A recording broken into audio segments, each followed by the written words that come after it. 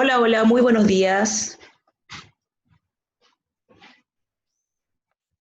Buenos días, profesora. Hola, profe. Buen día. Hoy día vamos a conversar sobre ya la última parte de la unidad de la colonia en Chile.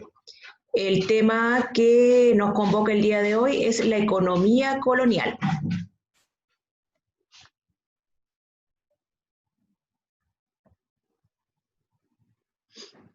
Primero que todo, tenemos que recordar que este periodo se distribuye a lo largo de 3 siglos, o sea, 300 años. Y el siglo XVI apunta desde la economía a la explotación minera. Por lo tanto, ese siglo se va a tener el nombre de el siglo del oro. ¿Por qué? Porque el trabajo se desarrollaba principalmente en los lavaderos de oro y plata, en los lavaderos de oro y las minas de plata. Y ese era lo principal que buscaban estos españoles, ¿ya? Recuerden que uno de los objetivos y las motivaciones de los españoles de venir a América y a Chile era que necesitaban obtener recursos preciosos como el oro y piedras preciosas, ¿ya? Entonces, por lo tanto, la función económica se caracterizaba por la minería en el siglo XVI. Por eso recibe el siglo del oro. Se llama el siglo del oro. Posteriormente, en el siglo XVII, nos vamos a encontrar frente a la presencia del siglo del cebo. ¿Por qué se llama así? Porque este periodo se sustentaba en la producción ganadera principalmente. ¿Por qué? Porque debido a la explotación de la mina de Potosí en Bolivia, era muy importante tener velas, ¿ya? Y la producción de velas surgía de acá de Chile, a través de la ganadería, ¿ya? Y también se ocupaba mucho lo que es el cuero del animal para exportar a esa zona, tanto para las zonas del Perú como zonas de Bolivia, ¿ya? Entonces, se exportaba lo que era la carne convertida en charqui para que pudiera durar más y llegar en buenas condiciones de un lugar a otro. Las velas para la iluminación de las faenas mineras, ¿ya? Y el cuero servía de depósito para los productos mineros que se sacaban de la mina, ¿ya? Entonces, esos productos eran sumamente solicitados desde el Perú y desde Bolivia. Por eso este siglo se llama el siglo del cebo, que está sustentado principalmente en la faena de ganadería, ¿ya? Posteriormente, en el siglo XVIII, debido a un terremoto que sucedió en Perú, se empezó a dar un auge por la necesidad de productos agrícolas, ¿ya? Y las grandes producciones agrícolas se encontraban en Chile, y era lo más cercano que tenía el Perú para poder realizar comercio. Entonces, por lo tanto, el producto estrella del siglo XVIII va a ser el trigo, ¿ya? Y compartido también, con menor importancia, también va a ser importante en las zonas de Valdivia y en las zonas de Chiloé va a ser muy importante también la explotación a mediados del siglo XVIII, va a ser muy importante la explotación de los alerces. ¿Por qué? Porque esta madera tan preciada la utilizaban para la construcción de viviendas, y tenemos que considerar que debido a este terremoto del Perú necesitaron mucha madera, y también en el contexto de Chile también se necesitaba mucho la madera debido a los incendios y que se producían cuando habían ataques de comunidades mapuche, ¿ya? Entonces, en la panorámica general, la economía de la colonia se sustenta en 3 siglos. En el siglo XVI, donde el producto estrella es el oro y la plata. El siglo XVII, donde el protagonista son todos los productos ganaderos y se conoce como el siglo del cebo. Y tenemos el siglo XVIII donde lo más importante eran los productos agrícolas, y a mediados del siglo XVIII también empezó a tener un auge la explotación de los alerces. ¿Ya? Esa era más o menos la configuración económica que se daba durante el periodo colonial.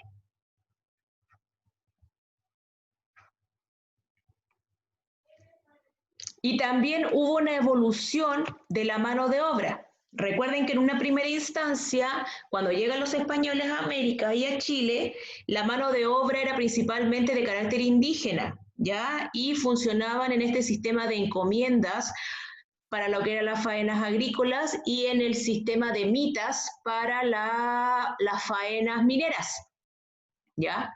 Recuerden que los indígenas no estaban protegidos en ese tiempo, hubo un sinnúmero de enfermedades, las condiciones laborales hacían que estos trabajadores ya el tercer año de trabajo fallecían, había un desgano vital, entonces la población fue mermándose considerablemente.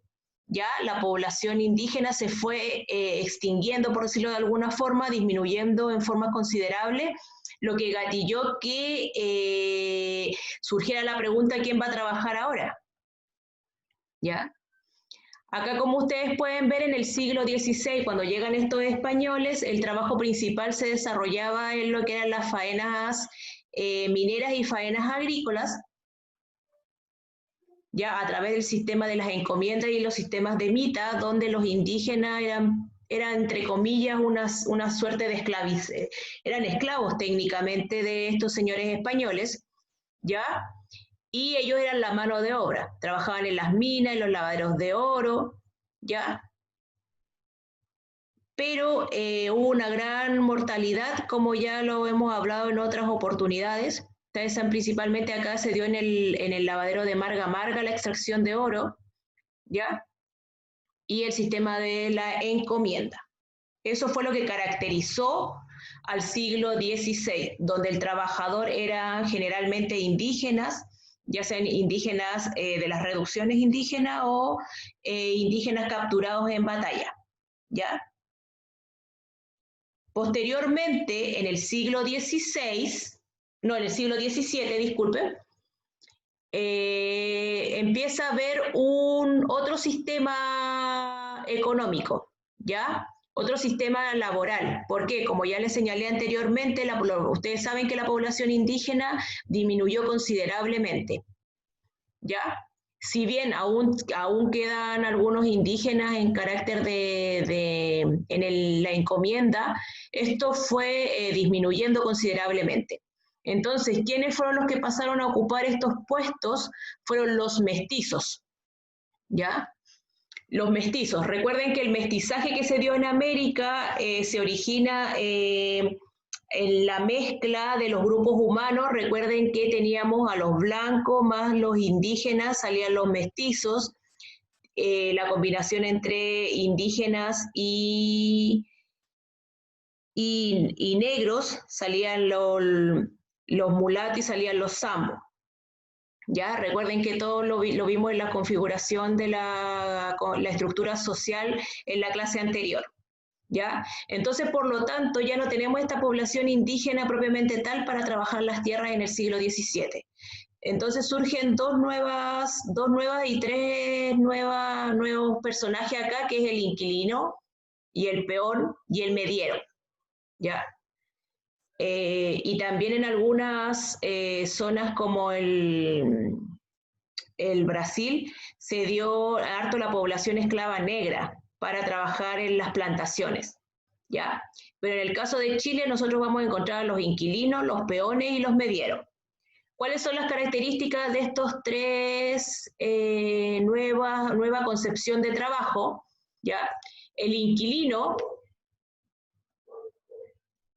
vive en la hacienda y trabaja para el patrón a cambio de que éste le dé una propiedad, o sea, un lugar donde vivir con su familia, donde puedan tener un pequeño huerto, y el inquilino paga esto a través de la mano de obra, ¿ya?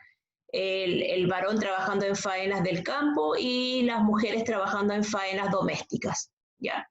También tenemos al peón. el peón no vive dentro de la hacienda, el peón vive, deambula de una hacienda a otra en función de los diferentes trabajos o cosechas o periodos agrícolas y ganaderos, ¿ya? Entonces él está por un periodo de tiempo en una hacienda, mientras haya un exceso de trabajo, recibe la alimentación y un pequeño pago. Posteriormente, cuando termine esa faena, se traslada a otro fondo donde haya otro trabajo. Ya muy parecido a lo que es el sistema de los temporeros hoy por hoy en nuestro Chile, ¿ya? Y también tenemos a los medieros. ¿Quiénes son los medieros? Son aquellos que hacen un trato con el patrón o con el hacendado y les entrega una porción de tierra para que ellos la trabajen y después tienen que entregarle la mitad de la producción al dueño de la hacienda, ¿ya? Esas son las tres nuevas configuraciones laborales que se van configurando a lo largo del siglo XVII. ¿Ya? Y ya en el siglo XVIII se consolida totalmente el inquilinaje y el peonaje y los medieros. ¿Ya? ¿Por qué? Porque ya era, en cantidad eran bastante ya los mestizos. Recuerden que el grueso de la población chilena se va a configurar por los mestizos, ¿ya? Habían diferentes plantaciones, diferentes productos agrícolas, ¿ya? Y acá ya en el siglo XVIII propiamente tal, ya toman total posesión del mundo laboral, se sustenta el mundo laboral a través de la mano de obra de los inquilinos, los peones y los medieros, que en la mayoría de los casos provienen de un origen mestizo.